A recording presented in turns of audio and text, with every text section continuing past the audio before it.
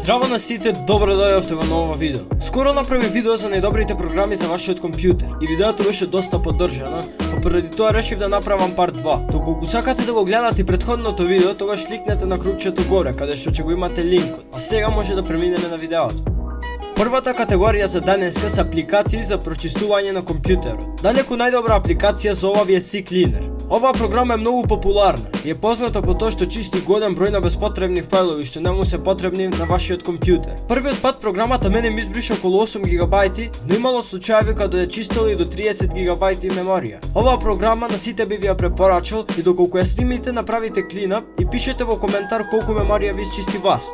Следни се програми за уредување на аудио и во оваа категорија има доста добри програми, но според мене најдобра ви е Audacity. Оваа програма е наменета за сите платформи и со неа може да правите голем број на промени на аудиото. Исто така имате додатоци на интернет и оваа програма ја користат голем број на јутубери поради тоа што е квалитетна и едноставна за користење.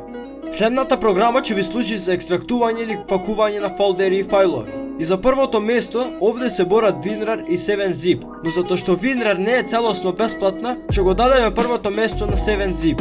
Но и бесплатната верзија на WinRAR ги прави сите основни работи, така да кој да одберете од овие две нема да сгрешите. Доколку ви треба програма за да правите скриншотови, тогаш најдобра ви е ShareX. Сега, доколку некој се праша што има оваа програма, што обичната опција на Windows ја нема. Со оваа програма добивате некои дополнителни опции, како прво може да одберете кој дел од екранот сакате да го скриншотнете. Може например да направите скриншот од некоја страница без да отворите самата страница. Само го пишувате URL-от од страницата и прави скриншот. Има Color Picker. Едноставно не е воопшто голема, а има доста корисни опции. Следната програма е за сите оние кои што сакаат да програмираат.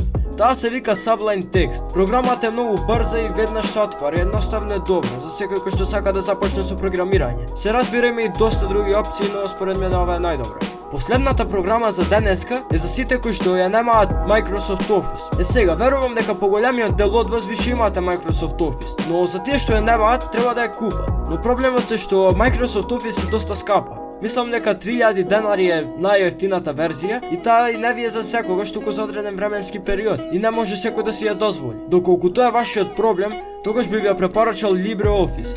Оваа програма е на некој начин копија од Microsoft Office со една голема разлика, тоа е фактот што е целосно бесплатна. Програмите кои влегуваат во пакетот се доста добри и за некој кога му требаат само основните работи, тогаш нема разлика со пакетот од Microsoft. Значи може да се зачувува во доста формати и за некој што нема Microsoft Office, оваа програма му е најдобра алтернатива.